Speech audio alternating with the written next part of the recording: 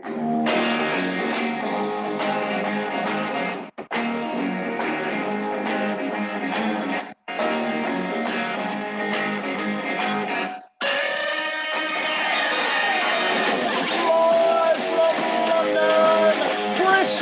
Car-Boyz! Yeah, we are live from London. Hello. Hello, hello, hello, hello. Merry Christmas. Merry Let me just turn. Sorry, I'm just enjoying royalty-free Christmas Santa. Hello to one and all. Welcome to our Christmas special. Merry Christmas. And of course, by that I mean Merry Christmas, not Happy Winterval, as that's completely made up. If you feel left out, I will also say Happy Hanukkah, Happy Kwanzaa, and a Merry Donzi, whoever you are. I don't think I have many viewers in China. Unless you drive a Dacia, then you can get that. Parchment Fair. Yes, it's time for our Christmas special, showing, rounding up all things motoring that's been taking place over the past year. In March, we ran out of toilet paper. In July, we were told we couldn't go abroad. And last month, the idiots told us they were getting rid of cars. Wow, what a realization of Eric Arthur Blair's final book, The World has actually become. This week on the show, we've got all the car news that's fit to print in the news, now with added government propaganda. We'll be answering all your questions in the festive mail bag this week, winter-themed, winter motoring themed. And stay tuned and keep your mind sharp for our big Christmas quiz. I'll be posting the festive questions, and my helper, the Tier 4 elf, will be trying to answer them. Oh, great. I'm an elf. Thanks, Santa. Actually, you look more like a French lorry driver. I am. It's kind of, as soon as they closed their borders, I thought, Yes. you know, it's In tribute to exercising the power. In tribute to the French, what I would do is put a beret on, put some onions around, and walk around Dover. Yes. See how that See how works out popular for you. I'd be. The show that likes to tell you how it is from the tough front line of the motoring trench, even though the borders are closed. We're Yes. back with a vengeance. We're taking a wild ride today through the world of cards and motors to strap in and buckle up. Strap on. It's no strap on, no, because it is going to get hairy, which also might relate to the strap on. This week, there's more weird and wonderful roads around the world in the lost highways. Because it's Christmas. I think we're going to Lapland. Ooh, that's nice. And that's all in Lost Highways. We have a classic motor in the classic car selection this week. It is because I am French today. Ah, mais oui. We got a French little vehicle, the Renault 4. C'est très bien. Yeah. Avec le petit engine. Yes.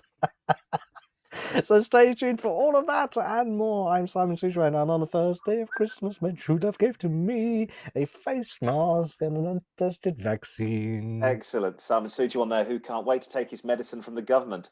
I hope you're not anaphylactic. And I'm Richard Green, and I'm not driving home for Christmas. I won't be seeing those faces. I'm not driving home for Christmas. I won't be seeing any relatives. So as the Chris Rea song says, there's always a silver lining. And this is Car-Boyz.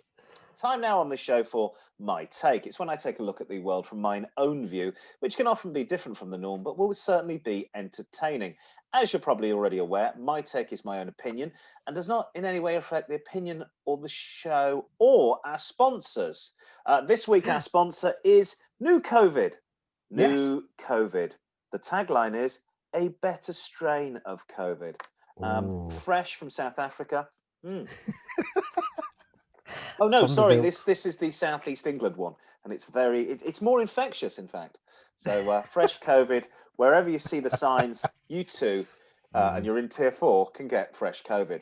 Now, but like a totalitarian despot in a banana republic, my take is final. My word is final in this section of the show.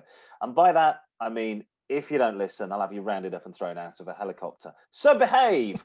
And as we're nearing the end of the year, on such a happy note, lockdown in London, COVID version 23 sweeping the planet, and the looming spectre of Brexit on the horizon. Oh, what a wonderful year it's been. I thought I'd look back at 2020 and I'd pick one of my rants. I'd say rants. Rants. If I was very posh. Class. I was very posh, and I'm not from Knightsbridge. I'm from Coventry. That really struck a chord with those car lovers and the enthusiasts who watched the show. Well, the one that won the most comments from viewers was my rant against the proposed scrapping of petrol and diesel car production in the UK within the next decade. Now, 20 years ago, anyone who had or wanted to have a Prius were the status symbol of the newly woke Hollywood elite. No longer did the stars of stage and screen wear fur and drive a Lambo. Instead, they wore Gap and drove a Prius, a hybrid that was sort of good on MPG, sort of, but did convert braking power into battery power and, in theory, was a green car. These days, anyone owning a Tesla is uber cool. They are 100% electric, uber fast. In fact, they're cool in a way that no other electric car ever has been, especially the milk float. The weird South African businessman Elon Musk is behind it. I think my dad used to wear Elon Musk back in the 1970s. But I Yes. digress. That and denim. Yes, Mandate. and Mandate and high karate and Old Spice. I digress. Near where I live, outside the private school, which my children do not go to, is a line of Teslas dropping off spoilt little boys and girls by their uber-rich parents. But how environmentally friendly are electric cars? We've been sold a big crock in the same way my grandparents were told that smoking was good for one's health back in the 1950s, especially the lungs. The government announced back in November that 2030 would be the year to ban the sale of new petrol and diesel cars, making it 10 years earlier than previously planned. They had planned for 2040. A new report by Cambridge Econometrics urged the government to bring on the date from 2040 with claims. Let's say claims, it would create more than 30,000 new jobs and provide a 4.2 billion boost to the economy. Greenpeace supported this, they of course would, claiming it would increase employment and see high levels of economic activity. Greenpeace, by the way, who are effectively a communist organisation politically. So they've said it would provide the government with a 1.9 billion net increase in revenue in a decade's time. The Transport Secretary, the chocolate radiator I like to refer to as Grant Shapps, already owns a Tesla Model 3. Yes, that's because he's a millionaire and he's previously spoken out of a possible 2032 deadline. All right, they're saying it's going to be 2030. How green are electric cars? How environmentally friendly are? Well, let's put it like this. They aren't at all. For cities and towns, having electric cars driving around is a boon for public health. Less carbon monoxide, less particulates in the air, less lung disease. In theory. Now, you remember 10 years ago, we were all being told to drive diesel cars because they were more fuel efficient. Well, that's right, but I could have told you 10 years ago, they're also more polluting than a petrol car because of higher particulate levels, just to go to any country in the Far East. I think my granddad could have told you diesels were dirty back in the 1970s, in the same way Barbara Windsor was. Now, the problem with electric cars right now is that over a long distance, say 400 miles, they don't work because it takes a while to charge. But they're probably going to solve that problem within 10 years. The elephant in the room with this is the fuel we put into them, the storage we use as well, i.e. the batteries we use to store the electricity.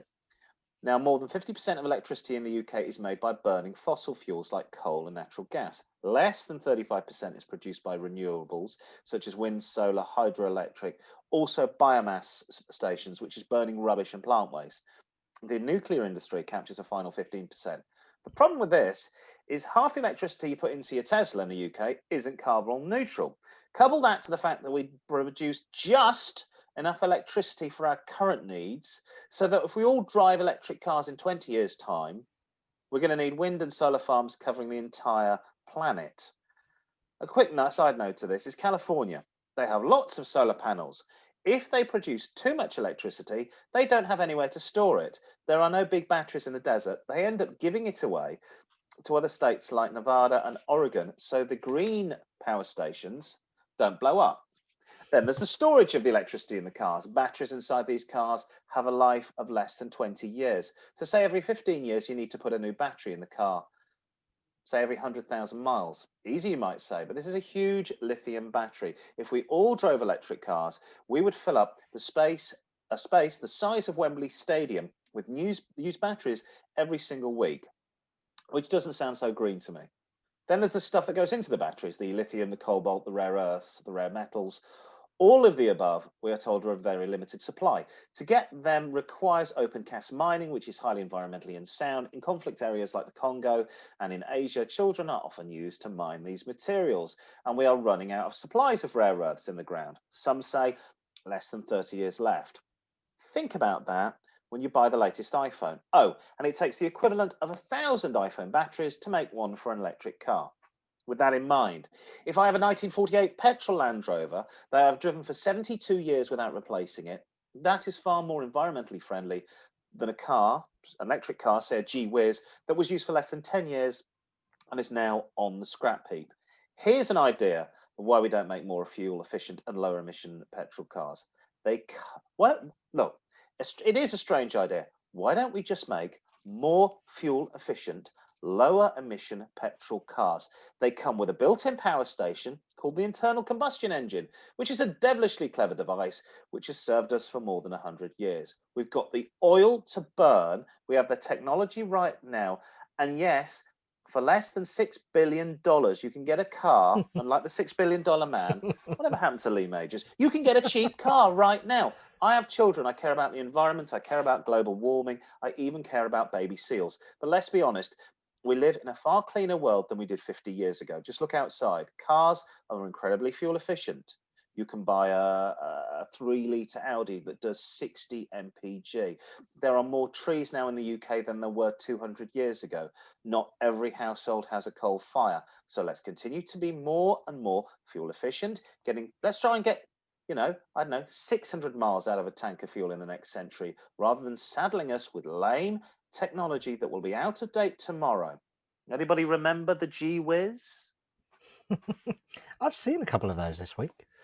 I saw one outside my kids' school and they laughed at it. It looked like a big shoe, I think was the comment of my son. But it's old technology. Now, an interesting thing they're doing in California is they are taking old Bugs and VW vans and they're converting them to electric. But the problem is, by the time they finish the electric conversion, the car is out of date within 18 months. Yeah. So a lot of people are saying, well, actually, don't do that. Just keep it as a classic petrol, modify it, but keep the petrol engine in, because we haven't reached, we're ahead of ourselves technology-wise. Eventually, we will be.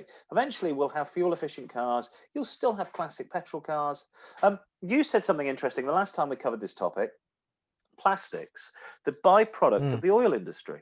Yeah. So oil is refined. So we get plastics, we get aviation fuel, you get paraffin, you get petrol, you get diesel, you get all of these products that you just can't stop manufacturing because they've all come from the refinery.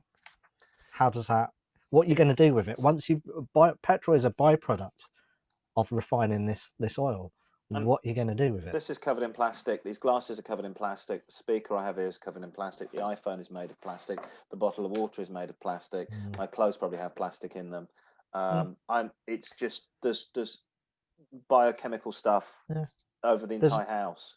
There's a few things that don't add up. So Greenpeace are saying that there are employment benefits, but we know that children are being used in the Congo where they drink umbongo to get cobalt.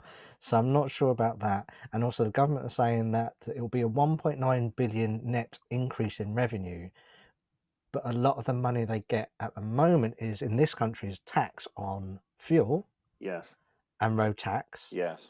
Because obviously the more polluting your car is, the more tax you're paying on your road fund license. So I'm not sure how that works out. And lastly, go on. I was Grant Shapps, who you described as a chocolate radiator. I think he looks like Robert Webb from the comedian. Oh, he does. Yes, like a fat, more useless version. The bar having already been set rather low. Yes. So it doesn't make. We've said this time and time, and it is a false economy. You're not buying an electric car on the basis that it's going to save the environment, because it's not. It's not. Anyone that says that to you is a liar. Now, this is the interesting point. You've just made. In fact, the thing I do like that's come out in the news is Citroen are releasing the Ami as an electric car. Have you seen this? Now, that's exciting. Won't do more than 30 miles an hour. That's the car I want to rent if I go to a city and I just need to Yeah. get in and get out. I go in on a plane. That's the car Yeah. I would hire. I wouldn't hire it if I was going out of Edinburgh up to the Highlands of Scotland, mind you, but I No. would hire it if I just wanted to get around Edinburgh. That's a good idea. But you Yeah. just mentioned about how are we going to get the money? Where will the revenue come from? Well, the revenue is Yeah. coming from fuel. So the Yeah. revenue instead will be moved to electric. So I've got this other Yeah. idea. How But about I come off the electric grid, I buy a big petrol generator, put it in my garage, and I run my house's electric off my petrol generator. so the laws of supply and demand will be there'll be so much petrol that Yeah, the petrol will it'll be be cheap. cheap. So I'll buy a big petrol Jenny. I could put it in the shed. It'll be a bit noisy, but who gives a fuck? And I'll run my electric on my house. I won't have an electricity bill, and I'll still run my petrol car. It's fine. So Does the that work? problem with that is the problem though that you're saying that they'll increase taxation on On electric, electricity. yeah. How do you differentiate between electricity that you're using for your car and the Of course you electricity can't. you're using for your So house? it'll be general. It will be general. And what they're talking about now, and what is coming to fruition, is we're going to have more nuclear power stations, which we knew was going to Yeah, have to happen. yeah, yeah. So And as you said before, at least that has a half-life, whereas these batteries don't. if you want to know how safe, yeah, exactly. The stuff that goes into solar panels, goes into batteries, doesn't have a half life. The stuff that goes into solar panels that will be with us for ever. Whereas the nuclear power is just go and do a search. There's a guy that did a TEDx, I think it's a TEDx talk about Okay. 3 years ago, and he was a former environmentalist who was sat down and worked out the numbers. And he said the only way, apart from killing most of the people on the planet, to do this is to have nuclear power. And he's worked it out. And he said that is the most environmentally friendly thing we can do.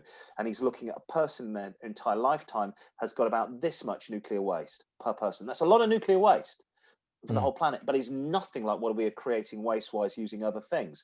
So he said that is the way to go. And when I was a kid, it was all about nuclear fusion coming in at some point, which there is an argument that that's been sat on, and people aren't revealing nuclear fusion actually exists. But that's a little bit of a conspiracy we won't do here. Shall we do some news?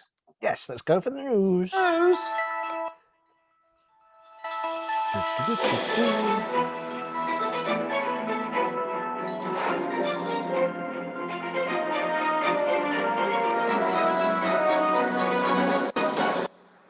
And first off this week in coronavirus finally did us a favour news. Parking charges in city centres could be waived to tempt commuters off trains, not that anyone's using them, by the British Transport Secretary, who said way back in May.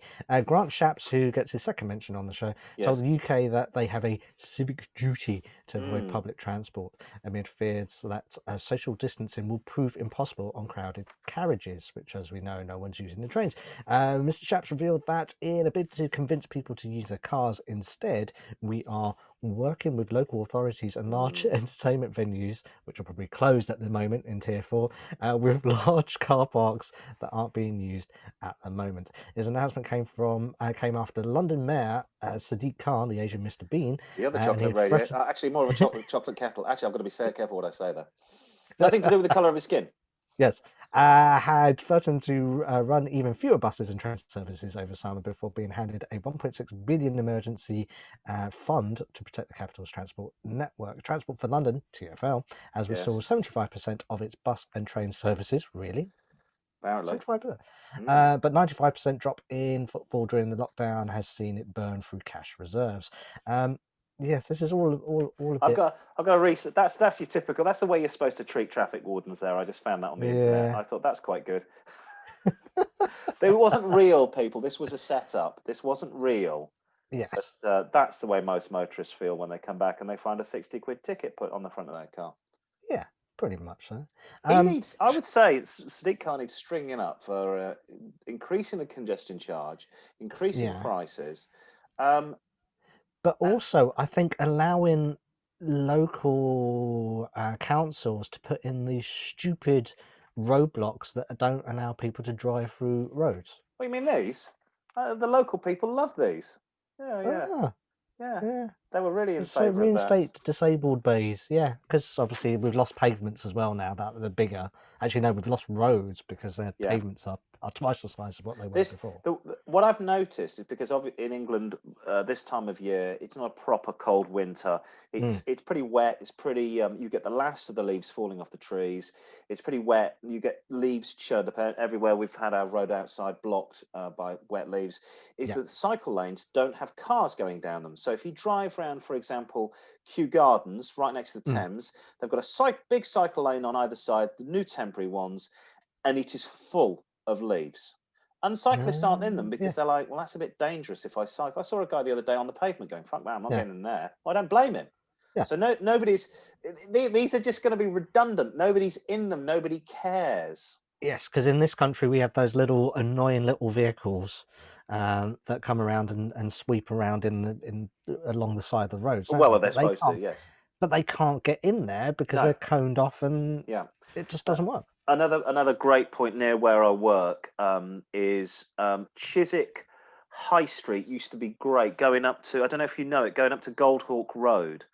You can, not that I ever have done. You can fly through there at speed to get up to Goldhawk Road, where I used to work for somebody else.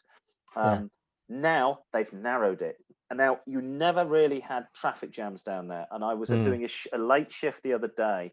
And at 9 o'clock at night, there was a traffic jam. Now, usually all the shops are closed, it's empty. They have narrowed the road, making so that you've got where the bus lane was and buses could pull in and cars could get past is now a cycle lane. So buses now stop in the road.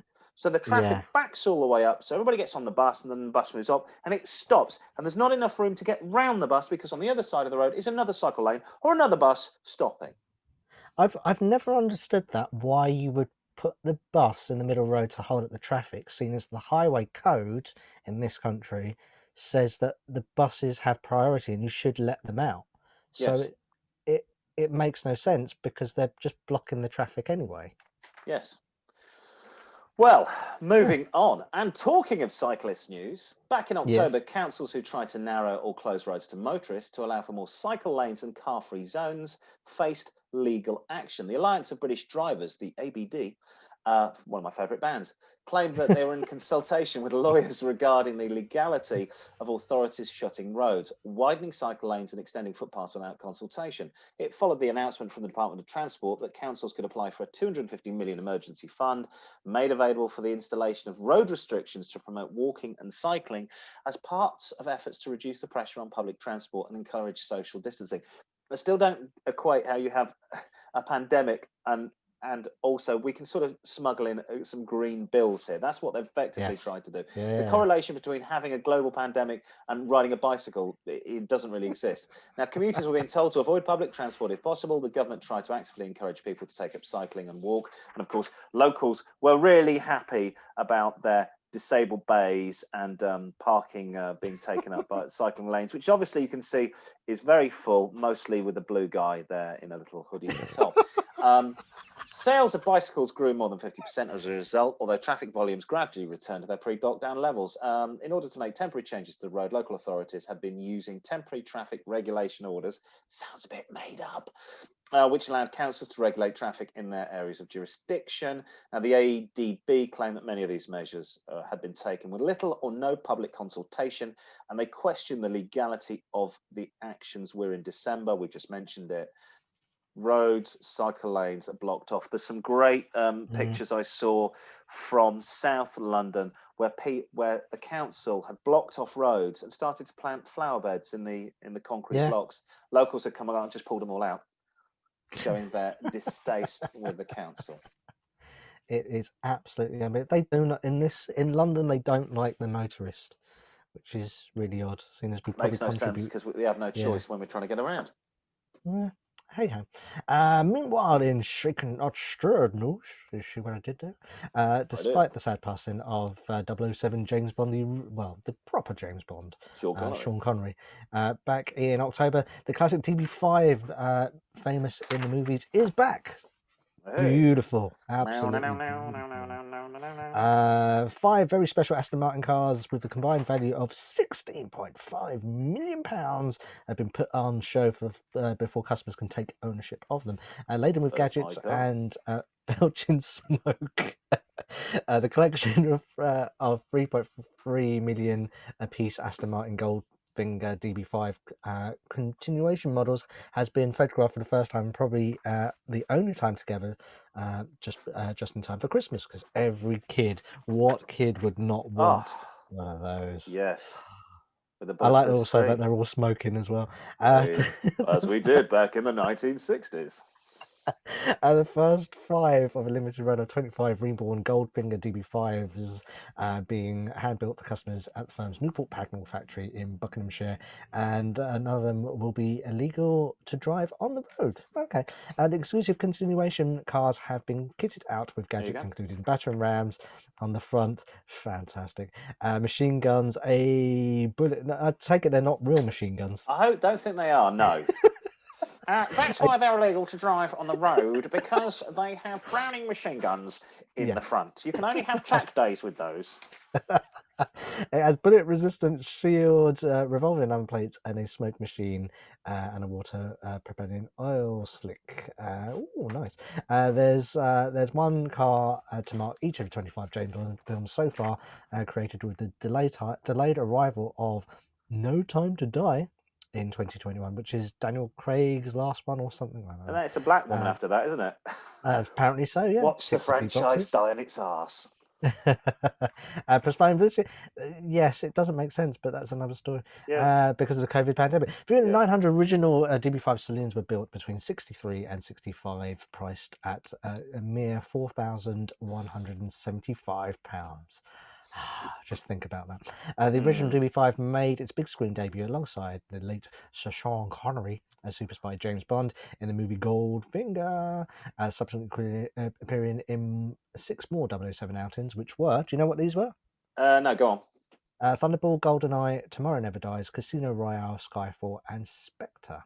Ah, So there you fantastic. go. Now, I like the list of things that it's got on it. I'm Yes. confused as if you can't drive it on the road, what's the point? Yes.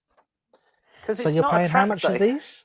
So these are £3 million each. Which is actually 3.3 which is million. very good. Which is very good, because I think an original will cost you that. Yeah. If you've got that But sort of money, but you can't drive it here on the road. But I bet if you're the Sultan of Brunei, yes. then you can pretty much do what you want.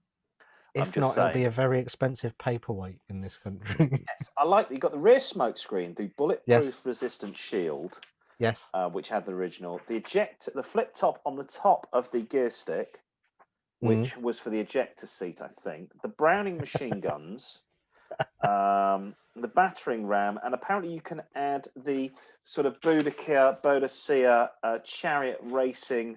Hang on, let me get my finger right. Spikes that came out of here as Oh, well. okay, yeah. Now, I had this thought because for many years you've been able to take this car. The original DB5 was Yep. absolutely awful. It had a Moss gearbox from the 1940s. It was apparently like trying to stir a bucket of coal with a spoon. Yeah. So they take the gearbox out, they take the running gear out, new brakes, new engine, new everything, and make it a really lovely, easy daily drive. Yeah. Disc brakes on it so you didn't get fucking brake fade or anything that didn't boil the bloody brake fluid and all this. And they would do that. It would cost a lot of money to do, and you've got a fantastic car.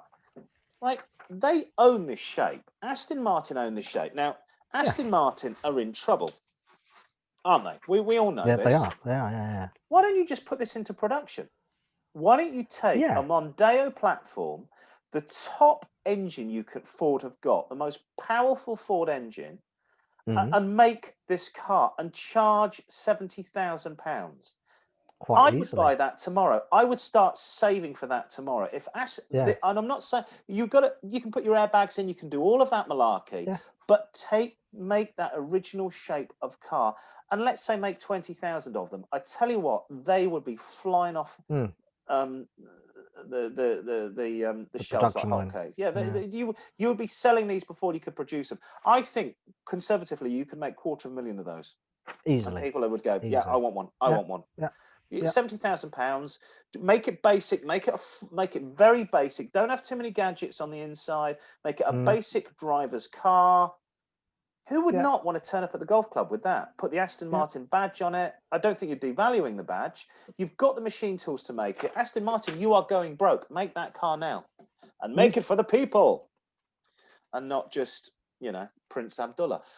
Moving on, finally, the old girl reaches 15 news. Back in June 2020, the world's first luxury 4x4, arguably, the Range Rover, celebrated its 50 years on the road. It marked the golden anniversary, and it was launched in 1970, loved by the Queen and the royal family, driven by customers as diverse as Vinnie Jones, David Beckham, of course, the Queen herself, and entrepreneur Richard Branson, comedian James Corden, and boxers Anthony Joshua and Mike Tyson. Everybody's had a Ranger, apart from me. More than 1 million have been sold to over 4 generations. Now, to celebrate the half century since its launch in 1970 and mark the year of its birth, Range Rover also launched a limited run Range Rover 50th model, which is the one on the... Well, it's the Let me Factor guess. Ooh. It ain't this one. No, yeah. Oh, okay. It's the one. It's the morbidly obese one. It's the one that looks like a house on wheels. Exactly. The model was restricted to just under 1,970 vehicles. See Very what's on clever. there. See what you've done. To mark the arrival, and was priced in excess of £100,000. The anniversary comes in the lead up to sales in 2021 of the next 5th generation Range Rover. Camouflage road versions have been photographed out testing on UK roads. Over its lifetime, the Range Rover had achieved a host of technical endurance and expedition feats and cultural firsts, including being considered a work of art when it became the first car to be displayed at the world-famous Louvre Museum in Paris in 1971, a year after its launch, and cited it as an exemplary work of industrial design.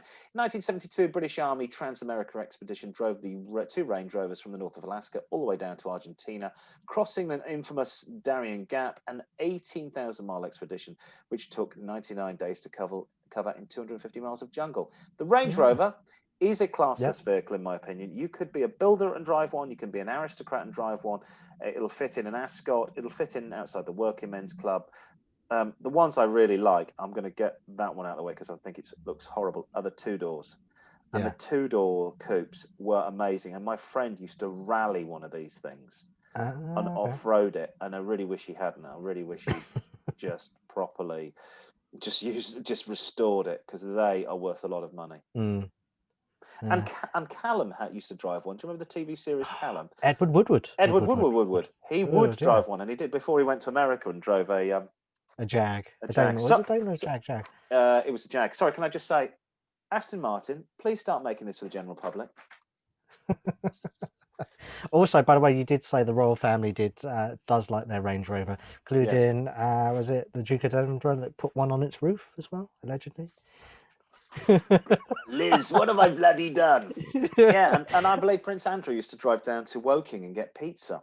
And of course, he's not a sweaty man at all whatsoever. Doesn't sweat, even when he was being fired on by Argentinians during the Falklands War. See, if they'd have hit him, we'd have seen him as a hero now, as opposed to, not a hero. Yes. Shall we have some jazz? Yes. Oh, have we got some Christmas jazz? Christmas jazz.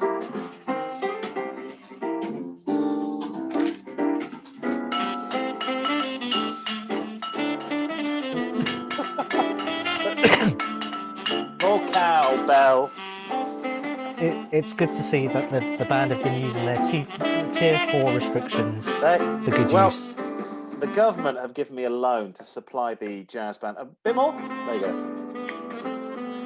I'm now supplying them with government methadone because obviously we've run out of money to supply them with the heroin. And, they're jazz guys. They like to smoke cool cigarettes, drink black coffee, and do a lot of heroin. And no, we're on to methadone now. So they're sounding pretty Christmassy. Very Christmas, very festive. Yes. Oh, this week's classic car is a bit of a bread van of a vehicle. Oh, yes. It's a bit ooh la la as well. Qu'est-ce que c'est ça? It is the Renault 4. It was Oh, introduced as a replacement for the hugely successful 4CV. The Renault 4 was a bold contender in the blooming small car segment of the early 1960s, taking on, in many respects, beating the Citroën 2CV at its own game. It was dubbed the Blue Jeans car by Renault president Pierre Dreyfus, which is obviously the most French of surnames. no, we. The Renault, I the get that Renault shirt. 4. Yes, the Renault 4 was designed to appeal to a diverse audience. Initially marketed as an estate car, the 4 became widely recognisable as the world's first hatchback. Other first for Renault was that it was a front-wheel drive layout, which combined with the dash-mounted gear shift, remember those, Ooh, offered yes. an improved interior space. After there's one there, ooh, Yes. in green. Uh, After Cement. the there, it's there. Rippement. After a production run of 8 million units spanning over 4 decades, the humble Renault 4 was developed a global following that continues to this day. Built in over a dozen countries and sold over the world, is a true French automotive icon. Other than the fact that this was Renault's first foray into front-wheel drive vehicles. The clever torsion bar independent sprung suspension allowed for good ground clearance and gave a smooth ride over rough terrain. What do you look for in one of these vehicles?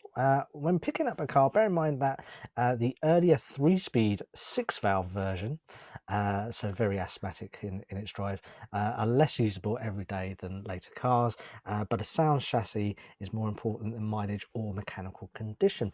Quite a few have been tuned or modified with more powerful engines, which is probably not a bad thing anyway. Mechanically, the Renault 4 is robust and relatively easy to maintain, such is its popularity that there are still specialists out there, especially in France and Germany. Ooh, I like that colour. The specialist still stocks parts that are difficult to find. Early cars, as a general rule, the earliest cars built up to 1967 are the hardest to find parts for, but the later models obviously are comprehensively catered for. Engine-wise, especially with the 1.1 litre engines, which were fitted to the GLT models, are strong. But a lack of regular servicing can be identified by sludge build-up around the valve gear. Ooh, bread fans. The bodywork on all but the most careful examples have suffered from some rust by now, although life in a drier climate will help. The arches, front footwells and wings are more likely to rust over time, but the section where the rear suspension bolts onto the body is particularly troublesome as an area and a big job to rectify. Thankfully, once again, there are specialists out there who stock body panels and chassis components. So, if the rot is too far gone, prices can be steep. Though a decent serviceable Renault 4s start at around the £2,500 mark, but pay much less, and you'll be buying someone else's problem, or at least something very, very scruffy. These cars are, though, appreciated in value. So I looked online today and I found a decent body one. It's in left-hand drive. It's got 79,000 miles on clock. It's Yep. right-hand drive Oh, okay. and manual, and this is Yeah. available for 7,995. I'll cover up the phone Okay. number of the person on there. So All right. it's not too bad. 8 So grand. it's a right-hand drive. Yes, Okay. and Okay. it's available here in London. So if you want to go and find that, it's here in They London. have got more expensive though, haven't they? Yeah, they are appreciated in value. So I would say, you want to get one of these, get in there now. It is a nice car easy car to work on. Yes. You can treat it like an estate. You can kip in the back, two Yeah. of you at a push. If you're a surfer, you can get surfboards into the back there, no problem. Absolutely. The tailgate, I've got a feeling the tailgate went up, and they made them all the way up to H-Ridge, didn't they? 1991 Yeah. was like the last year, which is insane. I mean, it's up there with the 2CV. The longevity of this car was 40 odd years. And I think a really solid car. You still see them in places like North Africa. It's like you see old Mercedes W123s in North Africa that's being used as taxis. You get into Africa and you're in the arse end of nowhere in Mali, and you will see one of these come around the corner. They're still being used. They're still solid cars because there's nothing to them. There's nothing to go wrong. As you can see, this one's from 1989, so Yes. it's not that old. Sliding windows. Nice little car. Cute car. They're Perfect. quirky. Nice I little. like to think they're Yes. quirky. And as the British at the moment are loving everything French, as the rest of Europe are, especially if you're a lorry driver. Yes. And unlike the Kent countryside. Yes, unlike the Kent countryside, which is not liking the French. Of course, I've lost my piece of paper. Somebody has tied it up in my office, and I've lost my piece of paper, which gives us all the details. If you would like to suggest a classic car to get onto the show, you can email the Car-Boyz at car-boys at outlook.com, Facebook car-boys at Car-Boyz with 4 Zs, Twitter us car-boys at car_boys, all is with a Z, and Instagram at car_boys with 3 Zs. And let's get Aston Martin to come on, Aston Martin, start making the DB5 again. Stick a Ford, an Ars Mondeo chassis with a big engine. We'll all buy it. More Christmas music at some point when I get it started. Come on, band. Come on, band.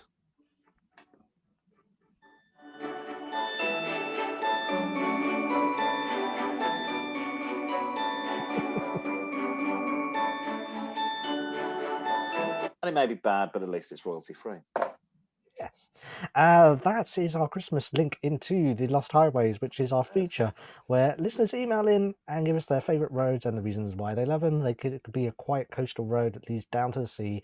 Alternatively, it could be a straight 2-lane blacktop that leads to infinity and invites you to gun the pedal to the metal. Whatever your poison is, let us know your perfect driving road here on Car-Boyz, and we've already told you how you can contact us. Yes. So, writing to us this week, we've had an email from Alexandra, who says Hauska Ula or Yola. That means happy Christmas from Helsinki, Finland.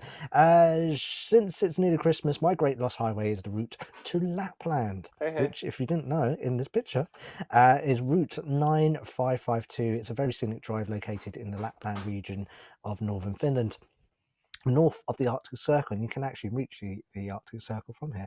The road is mostly unpaved, but in very good condition. When it's good conditions, there are many excellent photo opportunities, so don't forget your camera. The views from the road during autumn season are best. The absence of traffic makes it a good place to be. The weather in this zone is harsh and highly unpredictable.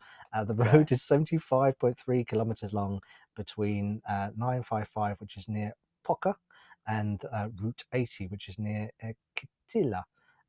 On those roads, the ride is rather remote, so you need to be prepared. You can feel the silence of this uninhabited area. It's a great road with fantastic views. In case of breakdown, though, there's very little in the way of passing traffic or inhabitants, and there's no cell phone reception in parts. So, you'd have to be drive a Toyota Hilux and nothing else, or a sleigh. Yes, not a Renault 4. Will I be fine? Yeah, it might be. It's quite remote. Very remote. But there you go. That's where Father Christmas lives. Oh, I like that. Yay! Thank you, Santa. Or what was her name? Alexandra. Hey. Alexandra. And that's the end. The beginning and the end of my finish is hey. We've had an email from. Hang on, I don't know where. I've lost who this one's from. It's Morton. Hang on. I think I've cut and pasted something. Morton in Norway, is that correct? Yes. Morton in Norway says his wasn't he in Aha? He says he probably was. Yeah. He said his favourite road is the Atlantic Road, also in his homeland of Norway. The Atlantic Road is known as the Ocean Road, with 7 bridges that allows you the road to follow the islands and the sea for 8.3 kilometres. It snakes up and around the archipelago of islands from Bud in northern Fjordland region of Norway to Kristiansund. And as the name suggests, it takes you on a unique journey close to the powerful Atlantic Ocean. This Norwegian scenic route opened in 1989 and is considered the most beautiful road trip in the world by some. Thanks to the combination of modern engineering and spectacular natural surroundings, the road was chosen as the construction of the century, the Norwegian construction of the century in 2005. It takes you on a journey through moorland, fertile cultural landscapes, weather-beaten bays and islands. The route takes you across the massive Atlantic Road, through Trondheim, and then up the long and winding road where the Beatles went to the Arctic Circle, where you can see the Northern Lights. Look at that road. It is beautiful, but yeah, it's not for me, mate. If I make money, I don't go cold places.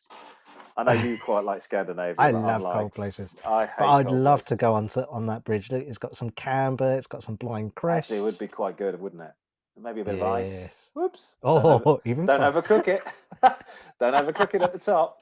Yes, thank you very much for those two. The last lost highways of 2020. I'll quickly flash up all the usual details. There you go. There's our fantastic graphics brought to you by a piece of A4 and a printer. Because with COVID-free. that, I believe we're going to have the polished turd of the week. But I will give us a little Christmas music. I wish you a Merry Christmas and a Happy New Year. Fantastic. That's a lot of turkey. Back by popular request in the show, it's the turd of the week. It's where viewers it's where viewers like to send us pictures of the worst car they've ever seen, and we show it off to the world. It could be a 1.1 Ford Fiesta Popular Plus with a huge exhaust pipe, dump valves, and a K&N filter, and it goes whoosh as it drives along. It could be a 1996 Vauxhall Cavalier covered in rust, but its rear bumper is gaffer taped together. Whatever your car that you think you should send the mound of feces. I love the word feces, by the way. It is nice, isn't it? Yes, it's to be crowned the polished turd of the week. Send your pictures to us. Doing so this week is a car from Ormskirk in Lancashire. I know it very well. It was spotted by an eagle-eyed guy called Andy. Nice. He was dropping off his car for a service and saw this in the garage. He couldn't identify it for a while because of the damage. Just a bit. It looks like it might have hit a squirrel or something. Yeah, at least. It's every single damage. The panel that isn't dented. There's pretty much every panel is dented. He spoke to the garage and they were just trying to get rid of it. It's insurance write-off. No, that will just buff out. That'll buff what are you talking out. about? Yeah, it's a 2013. In Africa, this is an ongoing car, my friend. The Dacia or Dacia Duster with a mighty 109 bhp and a 1.5 litre engine. It's been in an accident with a lorry and was unsavable. What, the lorry or the probably Dacia? both. They were open to any offers on the car before they sent it off to be scrapped. Things looked like a 4x4, but isn't. And it's basically an old Renault with a new body, or at least it was. The crappy engine was built in Romania by some Romanians, and he says it looks like a bloody death trap. It's awful, isn't it? Absolutely. Definitely the polished turd of the week. Now, what you can see as well, is that rust already forming around that light there? So I'd be slightly worried because that's inside the bumper by the looks of things. So this thing is relatively new because the Dacia Duster's only been around for what, 8 years? Yeah. So this is like 6 years old and there's already rust forming there. You see them a lot in France. That's all I'll say. Because they are effectively an old Renault built in Romania at the Dacia plant. And they're for people in France that don't really care about their cars and think bumpers are for bumping. That's all I'll say. What a horrible turd of the week. And I think that it's for people in France that just have lost the will to live. Oof. Oh, that was basic. That's terminal, I think, that one at the end. As is this car. Yes, so keep your turds of the week coming across to us here at Car-Boyz. I believe it is time now for the mailbag, and I need to find. Just let me find. I think we need more Christmas music. I'm trying to find something we haven't had. I tell you, if I do that, and I do.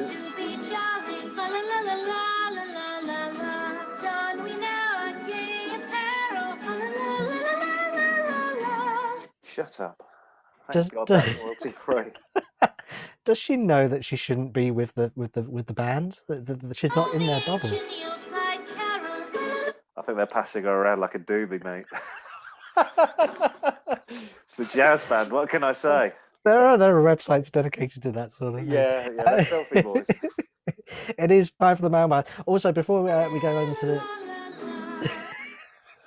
Before we go on to some of the letters, we've also had another letter which wasn't on our script. No. It was from sent from Kevin from New Southgate, who watches the show often. He says, "Dear Santa, when I asked you for a 30-year-old escort, this was not what I had in mind." I don't know. I quite like that. Certainly. They are gaining value, but mind you, the wheel arches aren't rusty, and neither are the sills. So I don't recognise that car unless it has rust around the wheel arches It's not a Ford and if it's not got. solidly rust. And you should be able to do this with your finger underneath, And you straight through the bodywork. disappear. And Yeah. you can do this with your hand through the bulkhead. I remember doing that to mine, going, "What am I?" So I just put some plastic padding over and some chicken wire, painted it black, put the And battery some back, papier-mâché and then I over it. walked away from the car and sold it. Bye bye, car. Pew. Uh, get in touch with us is Ron Scott from Leeds. Didn't he have a club? Wasn't that when the jazz band played?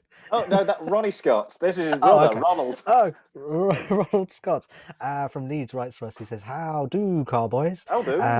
How do? Hopefully both all right."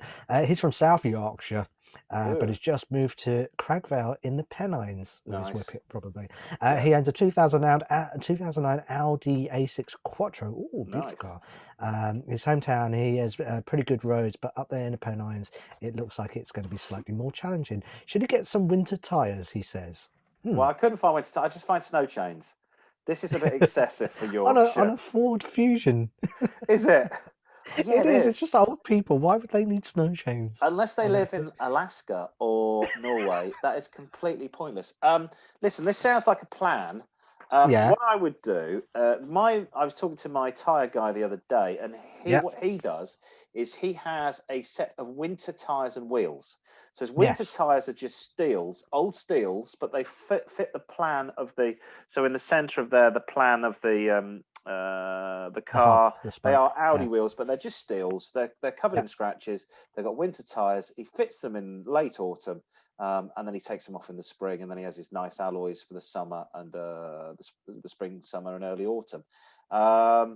I don't think you need to do it for most British roads. It's completely pointless. But if you Mm. are out in, I know where he lives. That's really remote, especially if you've got a 4x4. Yeah. A tire guy will probably charge you what, 20, 30 quid just to change four wheels for you if you go with them in the That back of your car. I think it could be a wise move because one, okay, our weather's not cold enough, but alloy wheels do crack in cold Mm, weather. that's true. But it could be a good move since there's so many potholes around at this time as In well. London, that is very true. That are freezing and unfreezing. The roads are broken. Yeah. So maybe save your nice fat Audi wheels, Yeah. but just get a set of cheap. I mean, they don't even have to be. I don't think you can get pre remold winter tires, but I bet you can get part worn winter tires, and then Probably. just Yeah. get yourself a cheap set of scuffed wheels. that goes on the Yeah. winter. Then the Yeah. summer, my nice ones go off. I like the idea. I really like that idea. Meanwhile, Sarah in Nantwich, which I think is up in Cheshire, she drives a Ford Focus. Ooh. Had it second hand about 3 years ago. Hang on, we got a. So yeah, one of those. That's what she drives. Ooh. Her old mechanic recently retired, so she thought, I don't know where to take it. She took it to the Ford dealership. They Ooh. told her it was a big 60,000-mile service she needed. She needed a cam belt, an oil change, spark plugs, air filter, oil filter, new discs, new pads. The estimated bill is £1,300. Is this a good deal? And does she really need all this doing? She says, I only really drive 4,000 miles a year. In a word, no. No. Look at the car. Eventually, all of that will need doing to this car. But right now, I am assuming, because if she bought it secondhand and it's over 3 years old, that this is out of warranty. The Mm. moment a car goes out of warranty, I stop taking it to a dealer. I only ever take my car to a dealer Yeah. when it's in warranty. The things the dealer's suggesting definitely need doing, but not all at once. So 60,000 miles, say the car's coming up for 6 years old, cam belt does need doing. Yeah. But discs, brake pads, they might be over egging the pudding. Mm. Find a reliable person, find a local Ford specialist if you can find one, or just a reliable garage. Everybody knows how to work on a Ford.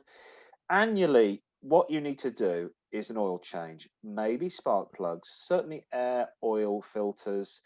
On modern cars, even if you don't do this every year, it doesn't really matter. Oil is almost essential annually. I'd get that done. What I'd do is go and get the service, then 6 months down the line, go and do the cam belt or vice versa. Then you won't Yeah. feel all the pain at once. A cam belt, though, it will cost you 400. So that's a chunk of that. I took my car My wife has a very old Honda, 16 years old, and about 4 years ago, the local garage said we do a What, free your winter. wife's 16 years old? 16 years old. I live in Manila. It's fine. The car, not my wife. Hang on, I'm in all sorts of. I'm in Jimmy Savile territory here. I've got a 7-year-old daughter. No, my wife is slightly older than 16. Now then. Operation U Tree. I did work as a DJ once. For Honda, we're doing a special winter prep. We will prep your car for free this winter. So I took it down. There's nothing wrong with it, and they came back with a bill of about £1,500. And I looked at it and I was like, "Oh yeah, well, you need all this doing." And I was like, "No, I've just had it serviced." No, all this needs doing. And I went, "Okay." And I just threw it in the bin. And then 6 months later, went to my mechanic. And does anything need doing? No, it's fine. It's like, look, we're all dying. I probably got teeth in my mouth that are probably rotting, but right now they're all right. When eventually one hurts, I'll take them in. I'll get a new tooth, or I'll get a filling, or I'll get a crown, or whatever. But it doesn't need redoing now. And garages are just trying to make the most. Certainly, dealerships. Once you're out of warranty, forget about it. Go and get yourself a good local mechanic. I've just had a load of work done to my wife's car again. The cable went in the door that opens the door from the inside, so she was having to. The car is getting old. She was having to wind down the window and then put a hand on the outside of the car to open the door. I tried to do it myself. I couldn't do it. Got my guy to do it. I think it was £50 labour for an hour. The part was £20, and then the government fleeced me for 20% VAT. But I don't know what they would have charged me at a dealership to do that. Probably £75 to £80 for the hour's labour, not £50. I would have said that the oil change, plugs, air filter, oil filter are pretty much standard. Most garages will do that anyway. Annually, and that should cost you £150, £200. Yeah. That said, my service, I've just bought myself some new spark plugs because spark plugs weren't covered in my last service and oil change. My spark plugs cost me £70 for a set of 4. Oh! Yeah. So Vils drives the German car. The German Oxford car, The German Abingdon car, So set as Cowley. Sorry, Cowley. So 7. Is it Cowley? I think it's Cowley works in Oxfordshire. So it's Morris's old works, not MG. Sorry, I'm getting confused. So £70 for a set of spark plugs, really? Yeah, absolutely. Yeah. So I'll do those myself, but obviously our viewer. She probably doesn't. Sarah doesn't want to do it all herself, but things like that can be quite simple, easy fixes. But I mean, I've changed brake pads on my car once. I've done the oil once, which was horrific, especially if you haven't got a pit. If you've got a pit, it's fine. The moment you haven't got a pit, doing work on the underside of your car, jack it up. We've got to So find a local garage. Don't go with the main dealer. Forget them. Find a decent local garage. Get them to do the work. Half that work won't need doing. If they say to you got 6,000 miles, that's all you got left on the brake pads. Well, then you're good for another year. So you don't need new brake pads. Pretty much so. Yeah. And how worn are your discs? And are they worn? I always question these things. I had a Honda main dealership that told me the reason my engine warning management light was coming on was that I put dirty petrol. Dirty. Okay. I've been to the porno petrol store, the famous one, to buy dirty petrol. Took it to my local mechanic, who went, "No, it's the lambda sensors out." So we replaced the lambda sensor, and then that was it. We moved on. I mean, they're the dealership. No. They're it's I've had some good cases with dealerships, but most of the time they will just try and rip you off and get as much money out as possible. So move on. Talking of moving on, Derek on the Isle of Sheppey says, "Hello, Car-Boyz. I hope you're well." He drives an Audi A1 Sport petrol manual. Sorry, I'm just going to get rid of his reg, because we don't want to put that across the world. There's his car. He works in London, but has been working remotely since March. He only drives 50 miles a week if he doesn't commute into the city of London. He's slightly concerned that the car will begin to suffer, as this is his second time in the country. The country of England has gone down, or Britain has gone down into lockdown. You're being told not to drive. He's in the highest tier now, tier 4. What should he do? Because he's worried about it sitting on his driveway. He said he's going to try and do. The A1 is basically, it's a nice car actually. It's basically a rebadged Golf. Yeah. But he's only going to do 15 miles a week, going to the shops, dropping off the kids. That's enough to keep the battery charged 50 miles a week, and he's going to burn out any deposits on his engine. What I would say is I don't know the Isle of Sheppey very well, but there's a dual carriageway. You can get the thing up to 70 for 15 minutes. Get it That's nice what I was and going to hot. just say. Give it a good thrashing weekend. Yeah. Modern cars, though, unlike in the olden days, are used to sitting for long periods of inactivity. We had a car and you went on holiday for 3 weeks. When I was a kid, the battery would be flat when you came back. Now it's fine. Put the key in, the car starts. If you've got a garage, one thing I would say is stick it in the garage for a start. If you're not going to drive it at all, go and get yourself a battery charger with a trickle charge. Open the engine. Stick that on, so that will keep the battery maintained. If you're not going to drive it at all, also crack at least one window, because you're going to get stale odor in there if you don't do that. But to be honest, if he's going to still motor 50 miles a week, going to the shops and you can't and seeing people in his bubble, I think it's going to be all right, don't you? Yeah, it should be okay. It should be all right. Don't worry about that. Let us know how it goes. Yes. Finally, is this one me or you? Yeah, this one. I'll do this one. You do this one. It's more apt to you, actually. Yeah, simply Steve 234 from Jacksonville in Florida, USA. He says he hopes we're both well. Yes, we're fine. We're in tier 4. He'd like to inform us that Florida is still open for business. Yeah, but we can't fly there. There's no way we can get there. Swim. Yes, but he just got back from a few beers with his buddies. Yes. He drives an old 1990s Buick to commute to work, and it was his dad's old car. But he has a passion for all things British, especially the Mini Cooper. That's the original Mini Cooper that was British, not German. There it is. The old one. He reckons he should have enough cash to buy one next year, a fun car for weekends, should he come to Britain and buy one, or get one from the US of A. So these are good, but the problem in this country is they're now deemed as classic cars. Yes. So the markup on them, they're asking really. This is one of the reasons why I've avoided doing them as in the classic car section, because they're asking silly money for them. Yeah. Especially the Cooper models and the later Cooper models that were made with Rover. They were snapped up pretty much when they said the new Mini was coming out. So, this will make you cry. So my sister worked for Rover, and in the late 90s bought a Paul Smith limited edition Mini Cooper, lime green, Paul Smith stripes down the side. You opened up the engine, chromed heads with enamel on the top, Paul Smith's signature on it. And I said to her, stick it in the garage, put it on blocks, and see it in 10 years' time. You know what she did? She bloody well drove it, and it rusted away. That car, I think it's £50,000. Yeah. Today, if that car was in good nick, that would go for auction at £50,000. In the States, I think he's going to get all his parts from over here. The parts supply is going to be British. Is it Rostar wheels? All the bits and pieces that you want for a Mini, but you can do that online. Yeah. The problem is we right-hand drive cars. We drive on the left. He wants a left-hand drive car because they drive on the right. So I think you're going to get a better car in Arizona, Florida, Texas, dry state. Now this, I think, is actually a good deal. I don't think the Minis are as popular in the States as they are over here. This is a 1978 BL Mini Cooper in Colorado, full service history, very good condition, recent respray, 78k on the clock, A1, almost concourse condition. The advert says that's $20,000. Okay. That's expensive, but think of what it is. How many of these are still around? I think he's got a bit of a roll cage in there as well. Can you see that at the back? By the looks of things, yeah, I can see that. Nice Hella spots on the front. Yes.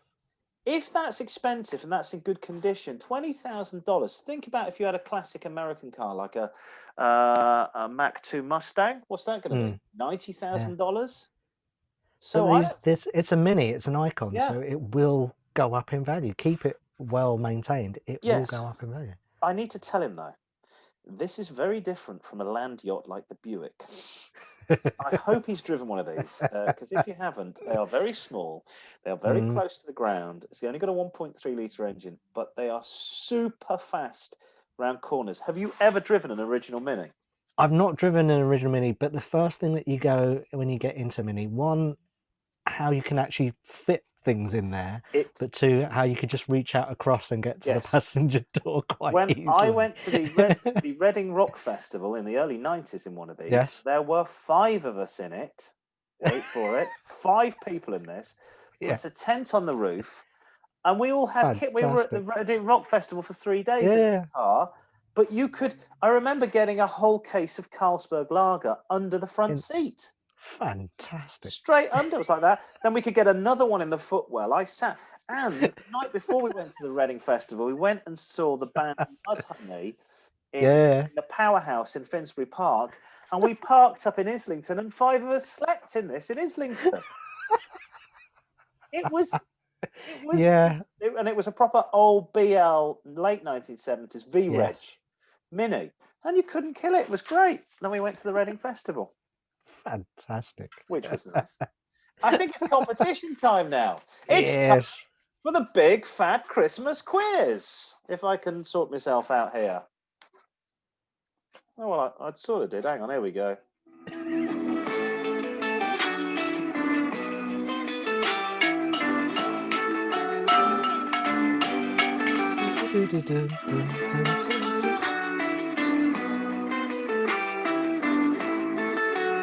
Yes, it is time now for our big. All right, enough. Get the crowd. Where the audience? Time now on the show to get all festive. Forget the world is in a complete lockdown. Pray for Christmas miracle. That means I can go down the pub. Simon, do you remember Wetherspoons? It came up on my Facebook timeline. The last time I was in a pub was December 2019, and you and me were in. Oh yes. We were in yeah. East London. That was the last time I was East Yes. London. Well, yeah, we were in the city. We were in the city. In Wetherspoons. Good times. Good Christmas times. party. Remember this? I think we were pretending to be doormen at the pub, actually. Well, hopefully this will put a smile on your face. A bit like Tiny Tim being given a shilling to go and buy a prize goose for the whole Cratchit family. This year, blimey, Governor. yes, God bless you. This year in my house, it's going to be the same old: chicken in a basket and diamond white cider.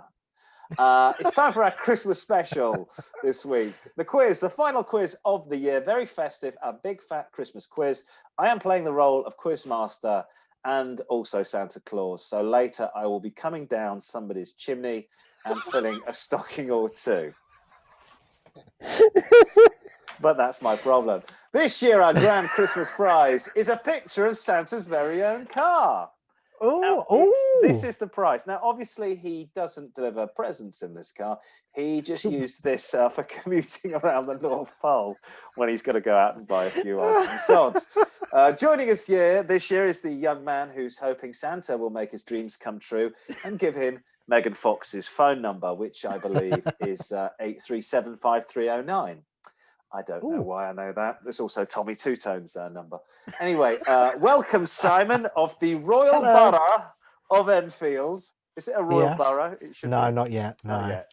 If they can make Staines a Royal Borough, they can make Enfield a Royal Borough. Yes. Are you ready for your quiz? I am. I'm excited about this one. End of year quiz. Super smashing great. Then we'll begin our big fat Christmas quiz here on Car-Boyz. First off, which is the world's first purpose-built motorsport track? Which was the world's first motorsport track purpose-built? Was it A, Silverstone? Was it B, Brooklands? Or was it C, Monaco? Oh, well, Silverstone was an airfield originally, so it wouldn't be Silverstone. And Monaco, I'd have thought, was streets. So I would say down the road, Brooklands. You are correct, and that's the state of Brooklands currently. Yes, I know. I've walked up that banking site in Surrey. What is it called? There's a famous name for this, the Hedge or the Edge or something. The site in Surrey was opened in 1907, although closed during World War II, I should say. It's used as a test and historic track today following lottery funding. And if you are in the UK, you're from the UK, you can go to Brooklands and you can have a test drive in a few cars. And yes, they used to bank proper old school cars in that. So correct. And also, just next door to that, that's where they assembled parts for Concorde, and they've got a Concorde there that you can visit. So you That's can how I have know a I've been really to fun Britain. day out. Yeah, for I know, you. it'd be so, For you, that's yeah. like a proper porno day out, seeing cars and planes. Question 2 in our big fat Christmas quiz. Which motor manufacturer also made and makes condiment dispensers? Which motor manufacturer makes condiment dispensers? Is I it know what this A, is. Subaru or Subaru? Is it B, Fiat, or is it C, Peugeot? I know what this is because I've been in a motorway service station and looked at one of these, and underneath it says Peugeot. Yes, was of course Peugeot, who melts salt and pepper grinders. I did not know this, but the family business that preceded the current Peugeot company was founded in 1810 in France. They manufactured coffee mills, bicycles, and Ah, salt and pepper mills. Some would fantastic. say actually better quality than their cars. Yes, it won't fall apart after 5 I looked uses. this one on the internet. It's £150 for two of What? these. What? But I was in Southeast Asia a few Christmases ago, and we were in a very expensive French restaurant, and the salt and pepper grinders were Peugeot, and they weighed a ton. It's the sort of thing Yes. you buy one of these, you're never going to need to buy another one. Yeah. You could do what Yeah. Simon does and just steal them from the motorway service station. Carrying on in 1939, so 2 out of 2. In 1939, Bentley Corniche. The 1939 Bentley Corniche failed to make it into production. Why did the 1939 Bentley Corniche fail to make it into production? Was it A, Rolls-Royce owned the Corniche name? Was it B, it was seen as too rakish for the time? Or was it C, a Luftwaffe bomb was dropped on the only prototype as it waited at Dieppe docks in France to be shipped back to the UK? Ooh. So that was so. Yes, there was a Rolls-Royce Corniche. There. What was the second option? It's seen as The too rakish for the too time. rakish. Oh, I don't know about that. But the docks in The Germans France bomb it. showing Chloe. Yeah. I would go for Rolls-Royce own the name. I'm Oh, afraid the answer was C. The Germans dropped a bomb on the only prototype as it of all awaited. the places they could have done. Exactly, at Dieppe docks in France to be shipped back to Britain. Actually, what did happen to this car? It was crashed in France, and then the crashed model was supposed to be shipped back, and then the Germans finished it off with a bomb. Who owns Rolls-Royce at the moment? Isn't it the Germans? Yes. They own everything else. Isn't it BMW? Yeah. I think it might Also, be. I think that car is in better condition than the Dacia that we saw earlier on. Actually, you could buff that out. If that has had a bomb drop on it, it would Yes. shows to prove what a fantastic build quality that they did in the Bentley Corniche. Yes. The original was shipped back to the UK, then it's been destroyed in France. But fast forward to 2019, and volunteers from the WO Bentley and Sir Henry Royce Memorial Foundation decided to bring in the big thing back to life. Bentley itself bought the project in-house, and that's what it looked like in the end, and Oh, the auspices of Mulliner. What a beautiful car that was made nice. last year, 2019. So Fantastic. 2 out of 3, but it's still good to go. Question 4. What was unusual about the door bins of the Lancia Stratos? What was unusual about the door bins of the 1970s Lancia Stratos? A, they didn't have any door bins. B, they were detachable. Or C, they could hold crash helmets. I will show you a picture of the Lancia Stratos, which in my Okay. opinion is the most beautiful car of all time. I know. Interesting. It's very subject. I just love this car. It reminds me of my childhood. I had one of these, not the original, obviously. I had a toy version of this, and I think it's Matchbox very version. cool. Very Yes. cool rally car. With the Italia colours, I believe, on it in black. Yes, it would have been. Yeah. Yes. Yeah. So I don't know about being detachable. Go That on. would get rid of some weight. Yes. But if you're using them for rallying, you'd want to put somewhere where you put their notes. I think it probably did have them. Yeah. So I'm going to say that you could put crash helmets in them. You are correct. Yay. They were designed to put crash helmets in them. Well, look at that. Oh, wow. You can put your crash helmet in there. Also, I think if you're Italian, you could probably get a couple of bottles of wine in there as well. Probably. Just saying. So I'm just going to show another picture of this because I do think this is the most prettiest car of all time. That is. It is. It's Absolutely stunning. beautiful. That's stunning. Yeah. I did see a I haven't seen an original, but I've seen a copy, which is by a Mm, company called Hawk. Went past me down on the Thames a few years ago. It nice. sounded wonderful. So Mm, 3 out of 4. Moving. I'll quickly tell you the Stratos Zero prototype was presented to Bertoni by Bertoni in the Turin Motor Show 1970. The passenger compartment contained 2 seats, little room for anything else. Although the 2 storage bins in the front doors had space for drivers' helmets. fantastic. Moving on, question 5. What do the 4 rings of Audi represent? The German company Audi. What do the 4 rings of Audi represent? And before you say it, it's not strength through joy. That's what I was just going to say. Yes. And work won't set you free. What do the 4 rings of Audi mean? So, was it A? Yes. It was the first car was produced before the 1937 Olympics, and it stole the logo created by the Olympic founder Carl Diem. Was it Right. B, that it represents the 4 companies that came together to form Audi, or was it C, that its founder was a gymnast who excelled at the rings in the 1937 Olympics? So I'd hope it was C, but I think so. It was Auto Union before it came Audi, but then yeah, I'm going to go for B. It represents the 4 companies that came together Yeah. to form Audi. You are completely Yay. correct, and it was, I think we've got Audi, DKW, Horsch, and Wanderer. I like the last one. The Wonder last one's Woman quite one. scary, isn't it? Yeah. Yeah. And yeah, it goes quite well with a bent cross. On June 1929, June the 29th, 1932, the initiative of the Sachs State Bank, the Audi Werk, the Horsche Werk, the Stoppauer Motorwerken JS Ramusun AG DKW merged to form Auto Union AG, later to become Audi. So well done there. Musical question now in a big fat Christmas Yay. quiz here on Car-Boyz. Which song does the following lyric appear? I told my girl I have to forget her. I'd rather buy me a new carburetor. Yes. Do I don't need options No, for I this. don't think there's no options for you here. As soon as I did this year sport a t-shirt with Harold Shipman on the front I of it. told my girl I have to forget her. Rather buy me a new New carburetor. New carburetor. Yes, it is. I'm in love with my car by Roger Taylor and Queen. Well, Queen. But That's written by correct. Roger Taylor. And here is a picture of Roger Taylor, as he looks like now. A song by the British rock band Queen, released on their 4th album, A Night at the Opera, 1975. Yeah. The band's only song written entirely by Roger Taylor. There he is. No, that's not the entire. No, I'm sure that's Roger Taylor. But So it was the correct. B-side to Bohemian Rhapsody. As well. Was it? And so he has written other songs since, but Yes, on that album, that was his only yeah.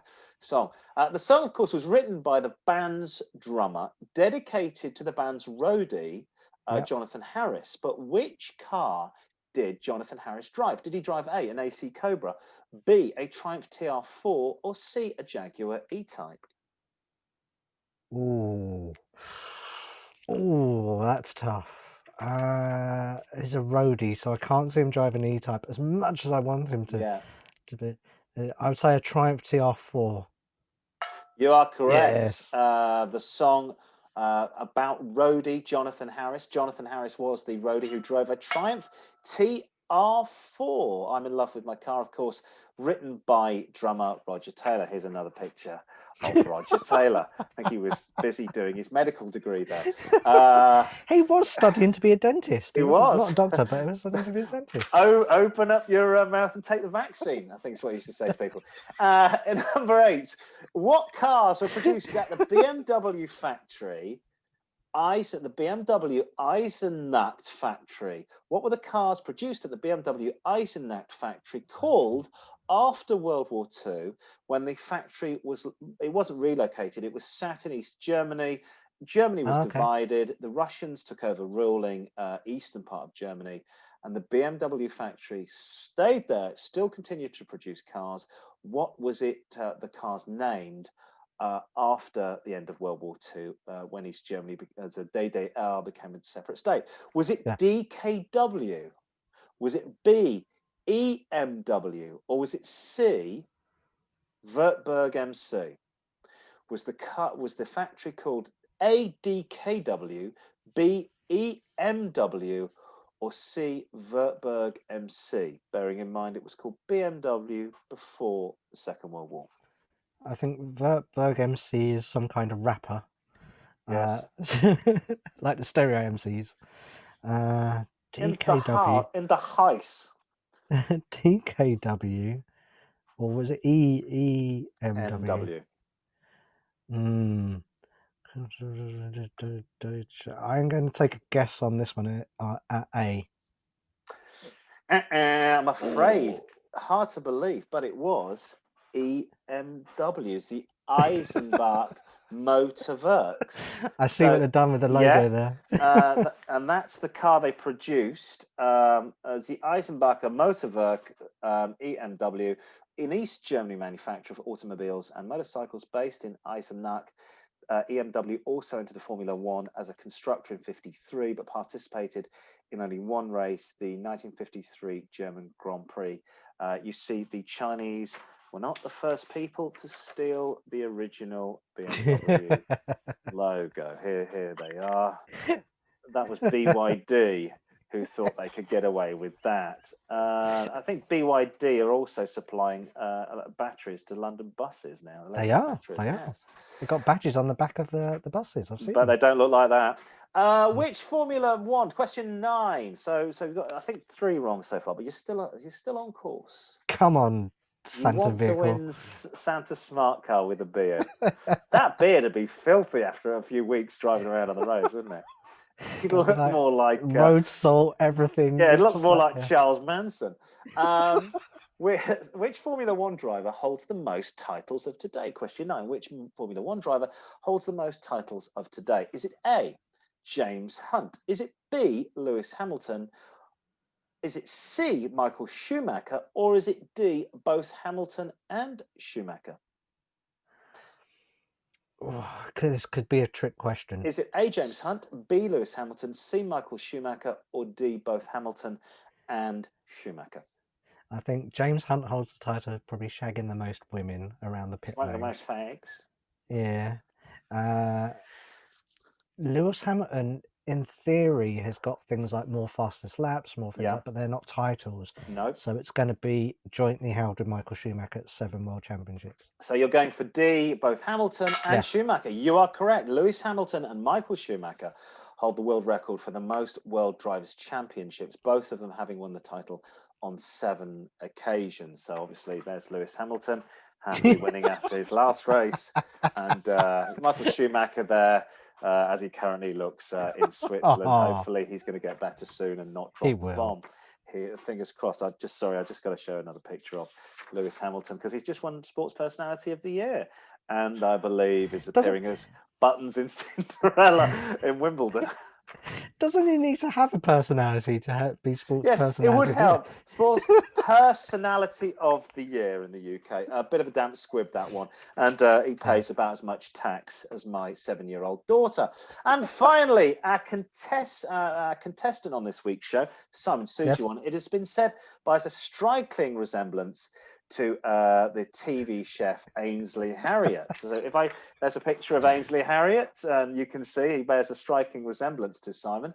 No, he's the guy from the radio guy. No, that's Ainsley Harriott, isn't it? No, that's not Ainsley Harriott. What about this? Isn't this Ainsley Harriott? That's me. Yes. That's Ainsley Harriott. Sorry, I thought that was Ainsley Harriott. So I'm getting confused.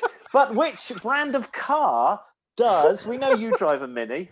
Yes. Because you don't drive a car on penis size. If that was the case, I would drive a dinky toy.